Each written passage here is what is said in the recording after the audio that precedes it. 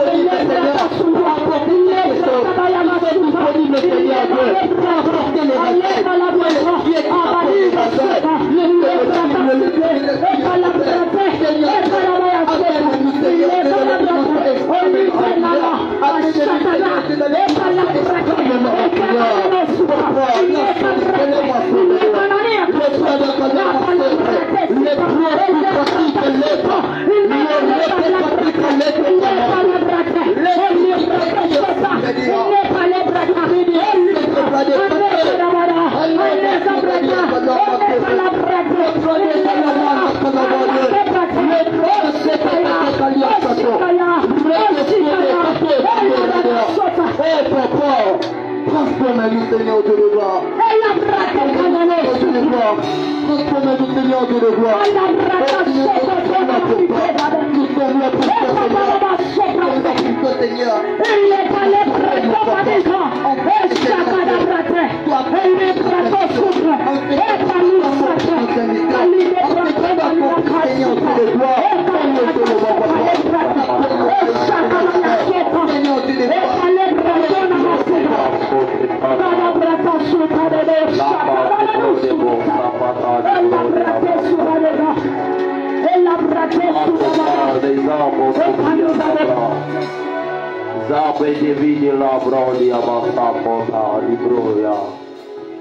Sous cette atmosphère, j'aimerais que nous acclamons et élevons Jésus-Christ par nos acclamations.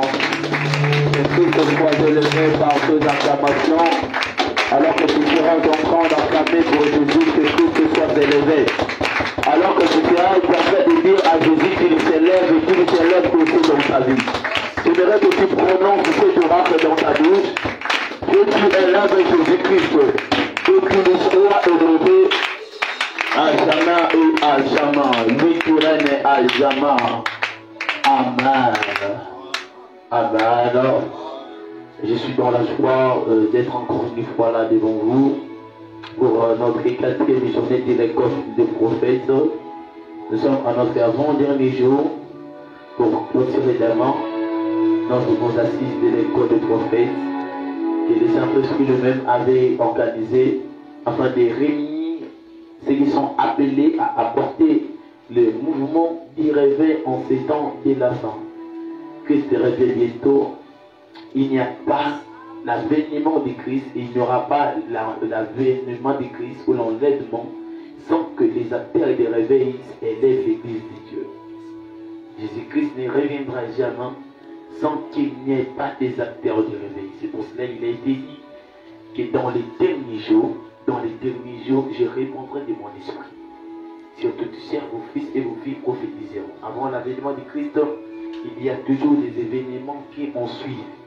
Dieu a permis de libérer ses langages, de libérer ses paroles au travers des événements et ainsi qu'au travers de ses serviteurs. Il n'y a pas l'arrivée de Jésus sans la venue de Jean-Baptiste. Jean-Baptiste est un acteur qui réveille, qui vient pour faire voir, pour ramener les cœurs des enfants au Père et du Père aux enfants. C'est ça la mission du réveil. La mission du réveil, c'est de ramener les cœurs des enfants au Père et du Père aux enfants. Et c'est ça que nous avons cette mission, nous avons ces mandats en état des acteurs du réveil pour préparer l'Église à la rencontre des époux. Amen, amen, non? Nous sommes dans une génération où le Seigneur m'avait dit qu'il va se glorifier au travers de nous. Alors que j'étais en train de me préparer pour venir ici, j'écoutais tellement la voix de Dieu. J'ai dit à Dieu, Seigneur, qui je suis pour mériter ça? Qui je suis pour que tu me parles ainsi? Qui je suis? Moi, chaque fois que j'écoute la voix de Dieu, Dieu me dit que Seigneur, je vais m'élever en toi. Je me dis, Seigneur, je ne me sens pas toujours capable. Quand on te dit que Dieu il veut se glorifier en toi, c'est que je ne suis pas encore en mesure, je ne suis pas encore arrivé à la mesure de glorifier Dieu.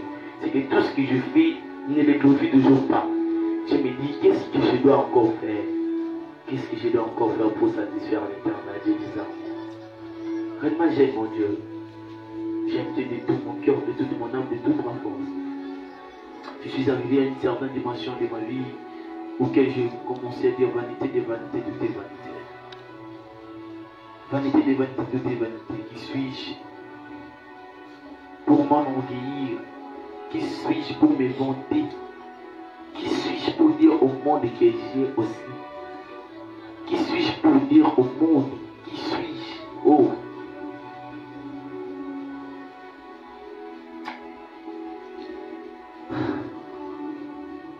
Seigneur, nous laissons ce moment entre tes mains.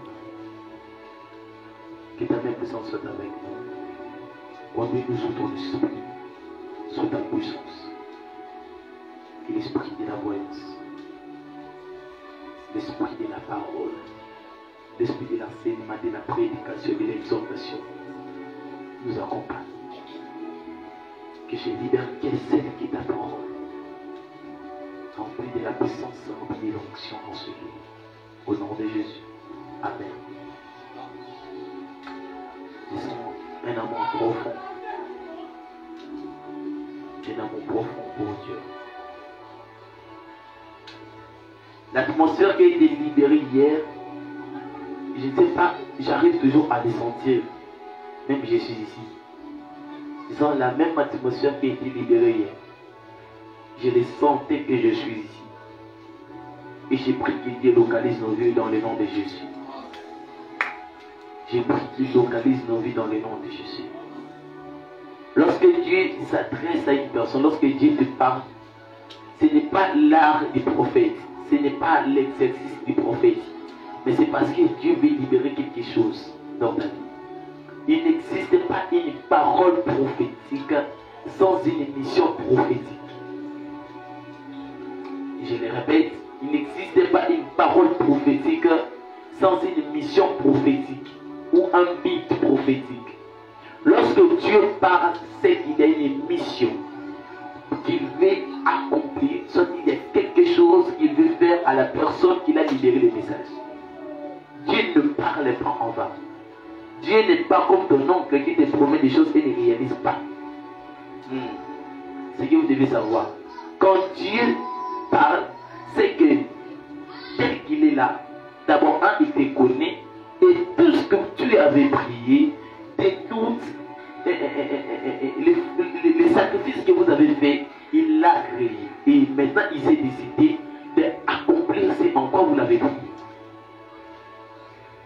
Amen, amen. Amen, amen. La Bible déclare dans l'être détresse, il envoya sa parole. Comment est-ce que cette parole a été transmise? La question qu'on peut se poser.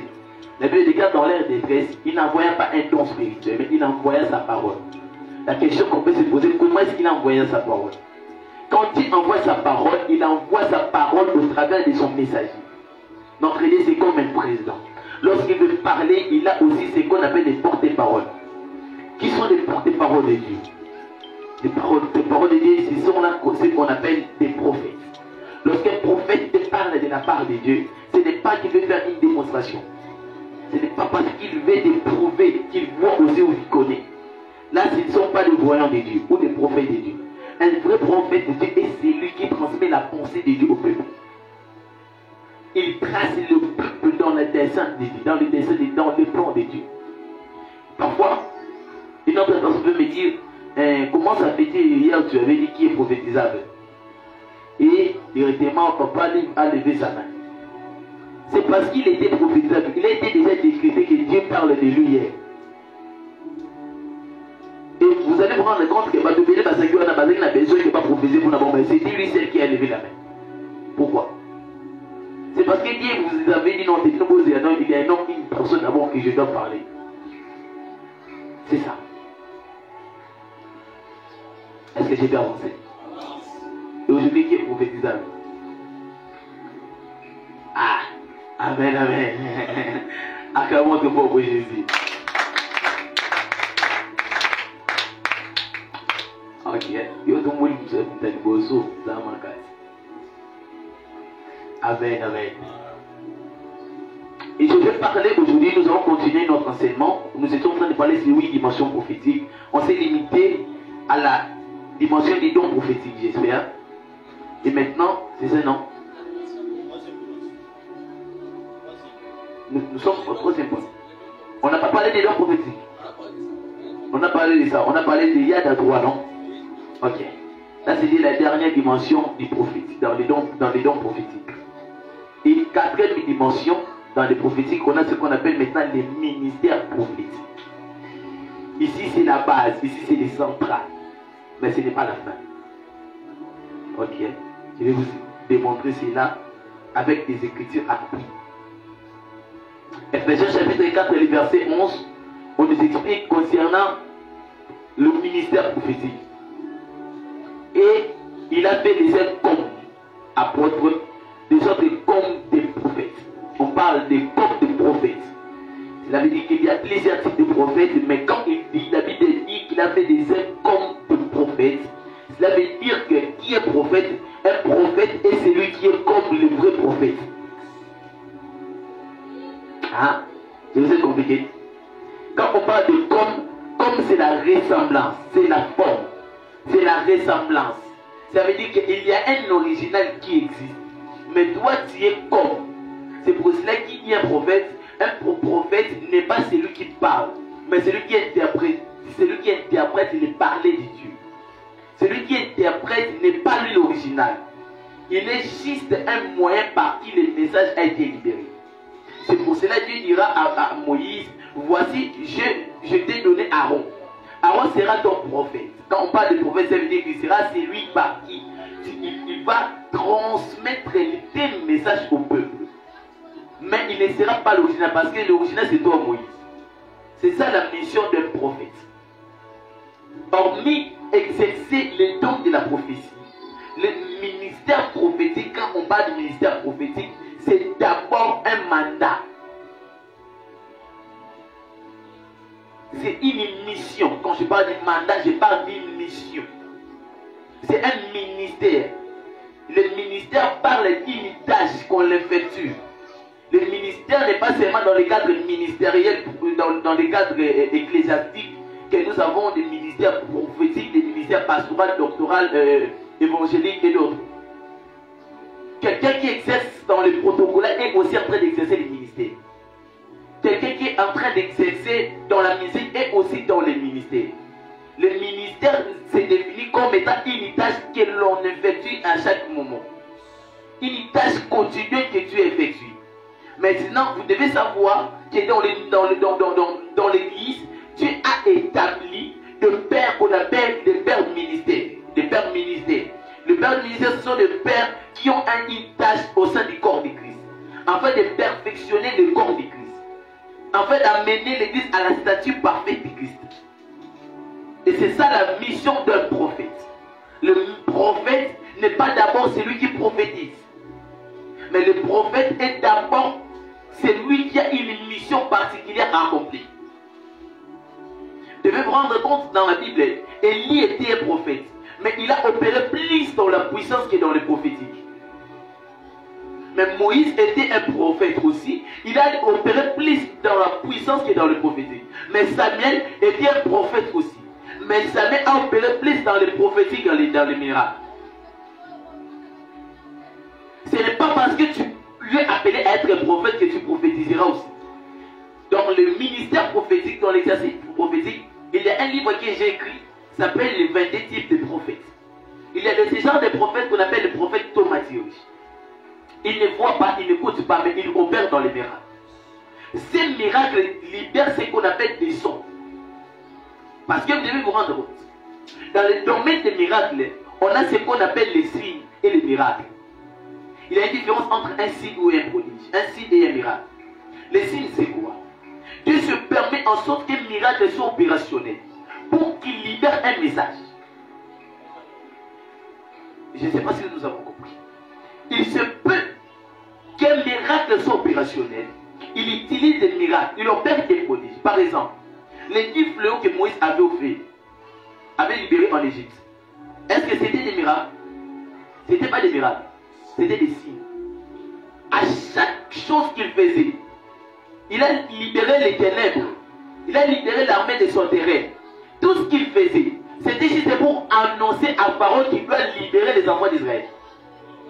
Ça veut dire que la mission principale que Jésus, que Moïse faisait ces miracles, c'était juste pour une mission d'annoncer à Pharaon.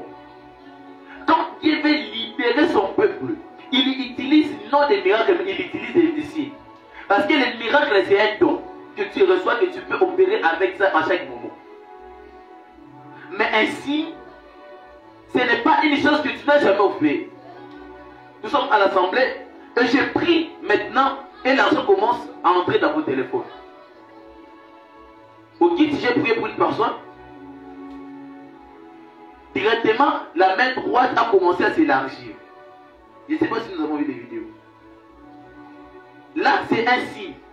C'est pour annoncer qu'il y a un nouveau vent qui arrive dans l'église. Amen, amen. Je prie, avant d'opérer le miracle, je dis que le Dieu que je sers, qu'il prouve en sorte que je le connais. Là, c'est un signe. Quand le miracle sera opérationnel, ce n'est pas un don de miracle, mais ça sera ici. Parce que tu veux en sorte que les gens sachent que tu es dédié et que tu appartiens à Dieu. Ça veut dire ce que tu es en train de faire, ce que tu fais, libérera un message à ceux qui voient que lui-ci est un homme de Dieu. Élie a dit que l'on sache que je suis ton serviteur. Amen, amen. Amen, amen. Amen, amen. Est-ce que nous comprenons? Et maintenant, dans le ministère prophétique, le ministère prophétique, c'est un engagement que Dieu donne à un prophète pour le perfectionnement du Saint-Homme. Un engagement. Quand Dieu envoie un prophète, écoute-moi, je vais vous expliquer. Qui est prophète? Un prophète est un messager de Dieu et un message à Dieu pour le peuple. Je répète. Qui est un prophète? Un prophète est un messager. Vous écoutez, un messager de Dieu, mais un message à Dieu pour le peuple. Qu'est-ce que je veux dire par là? Ce que je veux dire par là est que un prophète, lorsqu'il est devant Dieu, il est un messager. Il reçoit des messages de Dieu. Mais quand il vient vers le peuple, il n'est plus un messager. Mais il devient lui-même un message. La différence qu'il y a entre celui qui a les dons prophétiques, les dons de la prophétie, et celui qui a le ministère prophétique, c'est quoi? Celui qui a les dons de la prophétie, il transmet un message. Il transmet une prophétie. Mais un prophète est lui-même la prophétie. Oh, est-ce que j'ai pu avancer? Parce que la présence d'un prophète dans une église, vous organisez une activité et le Saint-Esprit vous met au cœur d'inviter un prophète dans une église. Lorsqu'un prophète arrive dans une église, c'est pour libérer un message. Il ne peut pas dire que j'ai entendu, mais sa présence libère déjà un message dans le futur. Dieu ne peut jamais envoyer un prophète sans qu'il lui donne un message. Dieu t'envoie un prophète dans ta famille, dans les mariages. Tu te maries avec un prophète ou une prophétesse. Sache-le qu'il y a un message qu'il a auquel ça va sauver ta vie. Est-ce que j'ai pas pensé? Le problème, ce n'est pas qu'il manifeste d'abord ce qu'il a, mais de connaître qui il est. Quand tu connais la personne qui est à ton côté, c'est par là que tu sauras qu'est-ce que Dieu attend de toi derrière la personne. C'est ça qu'on appelle le ministère prophétique. Un prophète est celui qui maîtrise les temps de Dieu. Un prophète n'est pas celui qui connaît l'Apocalypse. Oh. Un prophète n'est pas celui qui maîtrise les livres de Daniel. Parce qu'il n'y a pas une allusion, je peux dire, il n'y a pas une liaison entre connaître les Écritures. Parce que celui qui connaît l'Apocalypse, qui connaît l'eschatologie, c'est juste une question de connaissance. Il se peut que parfois dans l'église, il y a les églises des assemblées de saints. Ils connaissent l'eschatologie. Ils connaissent les événements potentiels de la venue de Jésus. Ils connaissent tout ça. Alors on va les appeler tous des prophètes. C'est comme quelqu'un qui disait qu'on reconnaît un prophète. Si on veut qu'on te reconnaisse un vrai prophète, il faut connaître tous les livres de l'Apocalypse. Il faut connaître tous les livres des prophètes. Il faut connaître les événements des prophètes. Non, ce n'est pas ça. Un prophète est celui qui ne connaît pas. Quand est-ce que Christ... Oh mon Dieu.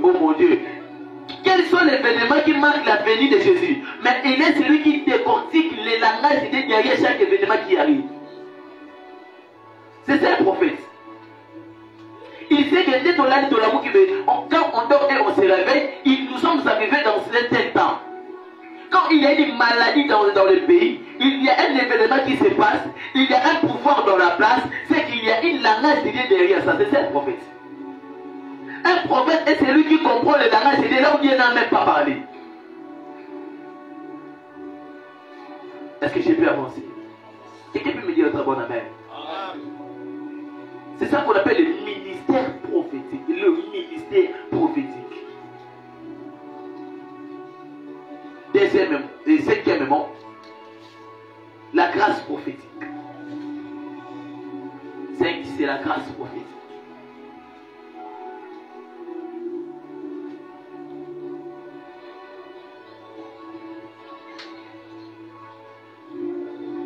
5, c'est la grâce prophétique. Lorsque nous parlons de la grâce prophétique, j'espère que nous tous nous connaissons le mot grâce, la définition de grâce. La grâce c'est quoi? Ouais, une faveur imméritée, quelque chose que vous n'avez pas mérité.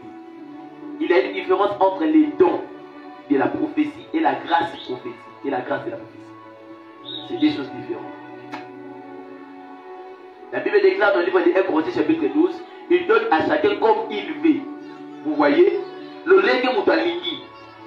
Là, quand tu veux, tu pries à Dieu, Seigneur, donne-moi les dons de la prophétie, et Dieu te donne. Mais maintenant, la grâce, c'est quoi? C'est lorsque quelqu'un n'a même pas payé un prix, mais il est né, depuis son enfance, il commence déjà à prophétiser. Au moins, depuis mon enfance, j'étais déjà un prophète. Ce n'était pas un prophète, c'était la grâce prophétique. Hein? Au début de mon enfance, je voyais déjà des choses, je voyais des visions. Cela signifie que je suis un prophète, non. Tu avais la grâce prophétique. Je vais vous expliquer ici, sur la grâce prophétique, comment on obtient la grâce prophétique.